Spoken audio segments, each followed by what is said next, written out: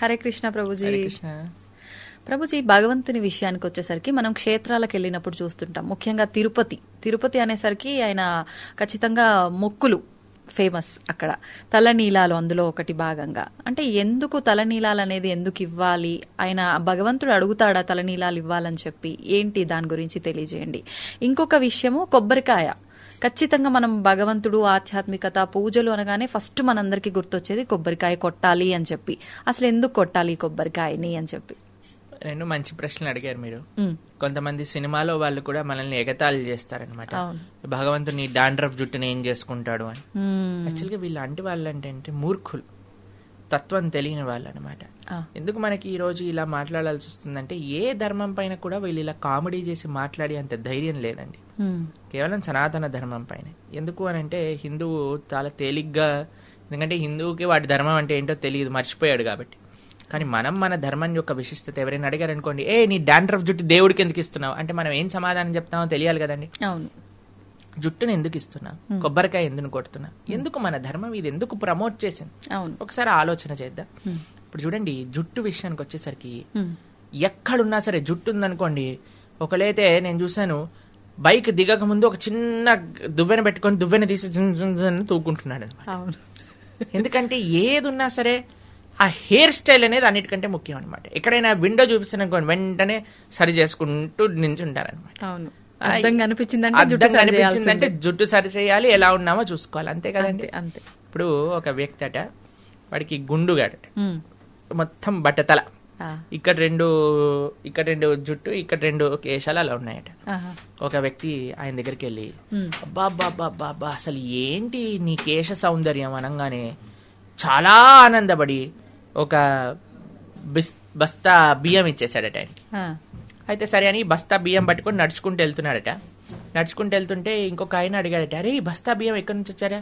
ఆ బట్టతలోడు ఇచ్చాడు అన్నాడు.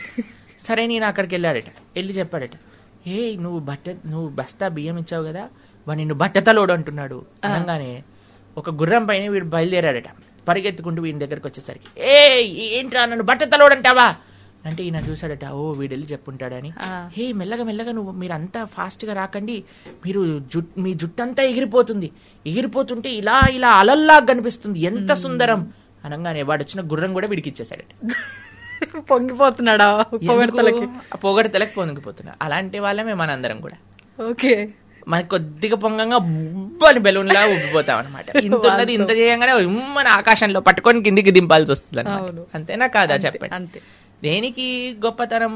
కేశ సౌందర్యం. అసలు ఏం హెయిర్ స్టైల్ రా అనగానే మనం గుడుగుడు అయిపోతాం. మాకే ఆ ప్రాబ్లం ఏం లేదు, ఓన్లీ 1 హెయిర్ స్టైల్. అయితే కేశములను ఇవ్వటము అని అంటే సెల్ఫ్ కాన్షియస్నెస్. బాగున్నామా లేదా, జుట్టు ఎగిరిపోయిందా లేదా, దాన్ని మా చిన్నప్పుడు ఇది వచ్చేది జెల్ అని వచ్చేది అనమాట. ఆ జెల్ తీసి జెల్కి రాసుకొని ఇలా హెయిర్ డ్రెస్సింగ్ చేసుకొని అలా జనాలందరూ చూస్తే మాకైతే ఎంత బాధ వేసేది. అసలు ఏం చేస్తున్నారా వీళ్ళు, డబ్బులు ఖర్చు పెట్టడం ఏంటి, మేమైతే బ్లేడ్ తీసుకొని గురుగురు అనుకుంటాను, 2 రోజులకి ఒకసారి అయిపోద్ది మా పని అంతే. కానీ పిచ్చి ఎందుకోసం? నేను బాగుండాలి, నేను బాగా కనిపించాలి, నాది దీంట్లోనే మనిషిపోతున్నాడు. కానీ ఎప్పుడైతే మనం భగవంతుడికి మన తలనీలాలు సమర్పణ చేస్తున్నామా, అయ్యా నేను ఇంత పొజెసివ్ సెల్ఫ్ కాన్షియస్ కాకుండా నీ గురించి ఆలోచన చేసే సమయం ఇవ్వాలి. ఆ యొక్క మన దగ్గర ఉండే ఆ భావన ఏదైతే ఉందో దాన్ని భగవంతుడికి సమర్పణ చేస్తున్నాం అన్నమాట. అది ఒక భావనతో మనం చేసే పని. ఆ భావన లేకుండా చేస్తే అది వేస్ట్ అండి. ఆ భావనతో కలిపి చెయ్యాలి. ఒకడంటాడు, ఈ మధ్య వీడియోలో చూసాను అనమాట, మనకి సనాతన ధర్మంలో ఎప్పుడు గుండు చేయించుకున్నా సరే శిఖ పెట్టుకొని చేయించుకోవాలండి. ఓకే, ఎందుకని ప్రభుజీ? అది మన ధర్మం, మన సాంప్రదాయం. ఎవరైనా సరే ఏ వర్ణంలో ఉన్న వాళ్ళైనా సరే, ఎక్కడైనా సరే, హిందువులు అంటే ముందుగా ఒక విషయం ఏంటి అంటే, స్త్రీలు గుండు చేయించుకోరాదు. స్త్రీలు గుండు చేయించుకోరాదు, పురుషులు చేయించుకోవాలి. చేయించుకున్నప్పుడు మనం శిఖ పెట్టుకోవాలన్నమాట. ఇది చాలా ముఖ్యమైనది. ఒక ఆయన అంటాడు, తిరుపతిలో శిఖ పెట్టకుండా మొత్తం బోడిగుండు చేసేస్తారు కదా, అంటే అది బౌద్ధారామము, బుద్ధుడి యొక్క ప్రదేశం అని దాని వల్లే తెలుస్తుంది అని అన్నాడు అనమాట. ఇప్పుడు చూడండి, మేము ఎన్నో ప్రదేశాలు, ఎన్నో దేశాలలో బౌద్ధారామాలకు వెళ్ళాం. అక్కడ అందరూ అగరబత్తులు చూపిస్తారు. అగరబత్తులు చూపించడం ఎవరి సాంప్రదాయం? మనం చూపిస్తాం కదా, అంతే కదా. అలానే బౌద్ధ రామాలన్నీ కూడా హిందువులవే అని మనం అంటామా? లేదు. అంటే ఎలాగ మాట్లాడేస్తున్నారు జనాలంటే మాకు నవ్వు వస్తుంది. ఏది తోస్తే అది మాట్లాడేది. ఒక ఆయన మాట్లాడతాడు, ప్రబుద్ధుడు. ఏమంటాడంటే, రాముడు 10 లక్షల సంవత్సరాలు పూర్వం అని ఎలా చెప్తారు? ఎందుకంటే హిస్టరీ ప్రకారంగా మనకి కేవలం ఒక 4000 సంవత్సరాల ముందే మనకి స్టార్ట్ అయిపోయింది అని. అదే హిస్టరీని సైన్స్ ప్రకారంగా కానీ మనం చూస్తే మనుషులు కోతుల నుంచి వచ్చారు అని ఉంటుంది, కానీ ఒక 2 మనుషుల నుంచి వచ్చాయి అని చెప్పరు. అంతే. మన ధర్మం గురించి చెప్పేటప్పుడేమో సైన్స్ హిస్టరీ కావాలి, వాళ్ళ ధర్మం దగ్గరకు వచ్చేసేదేమో వాళ్ళ పుస్తకం కావాలి. అంతే.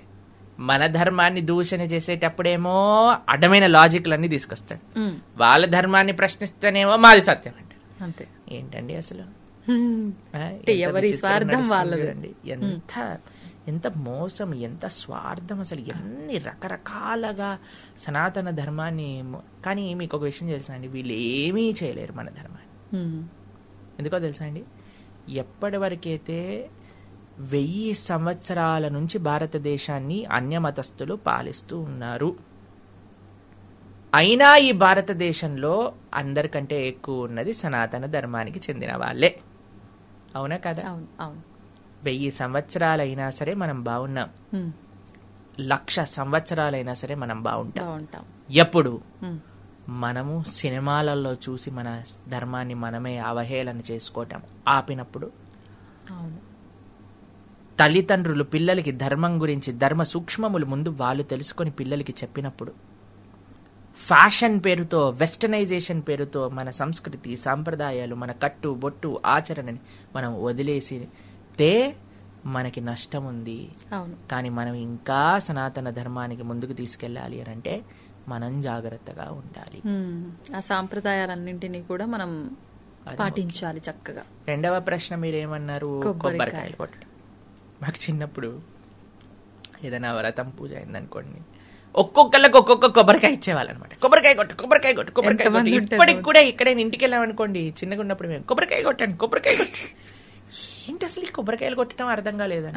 అప్పుడప్పుడు మా చిన్నగా ఉన్నప్పుడు మా చేతులు పడిపోయాయి అన్నమాట, చాలా బాధేసేది. అబ్బా ఏంటి కొబ్బరికాయలు కొట్టడం ఏంటి, ఇల్లంత చిందరబందర ఏంటి, అసలు ఏంటి దీని లోపల ఉండే తత్వం ఏమిటి మీకు అనిపించింది? మన బుర్ర కూడా కొబ్బరికాయ లాంటిదే, గట్టిదైపోయింది అహంకారంతో, అజ్ఞానంతో. టెంకలాగా అయిపోయింది. టెంక టింగ్ టింగ్ టింగ్ అని బుర్ర ఎట్లా